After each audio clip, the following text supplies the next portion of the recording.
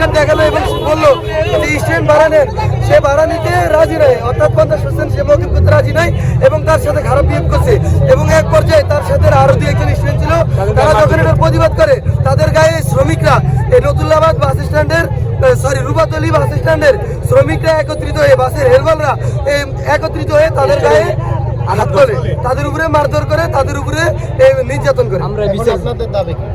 আমাদের দাবি হচ্ছে যতক্ষণ পর্যন্ত এই যৌক্তিক আমাদের যে যৌক্তিক দাবিগুলো, যেমন লাইসেন্স ছাড়া কোনো ড্রাইভার গাড়ি চালাতে পারবে না, আমাদের গণঅভ্যুত্থানে এবং আহত এবং শহীদ পরিবার যারা আছে তাদের জন্য 50% ভাড়া মওকুফ করতে হবে। একই সাথে সকল শিক্ষার্থীদের যাদের আইডি কার্ড দেখাতে পারবে, যাদের আইডি কার্ড আছে তাদেরকে অবশ্যই তাদের 50% ভাড়া অর্থাৎ হাফ ভাড়া মওকুফ করতে হবে।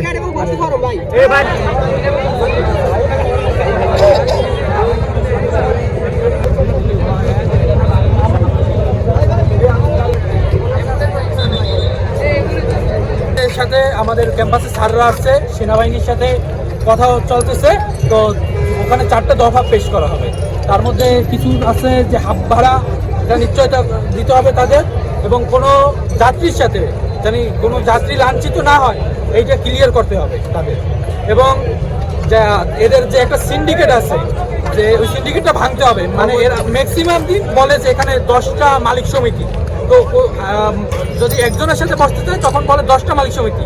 তো আমাদের তো সম্ভব হয় না 10টা মালিক সমিতির সাথে বসা, এমনকি আমরা বারবার বসছি, অলরেডি 3-4 বার বসা হয়েছে, এরা কোনো কিছু ওই রকমের ক্লিয়ার করে না। তো এবার আমরা এই জন্য ডাইরেক্ট অ্যাকশনে বাধ্য হয়েছি, এখন আমাদের ক্লিয়ার করবে এরা, তারপরে আমরা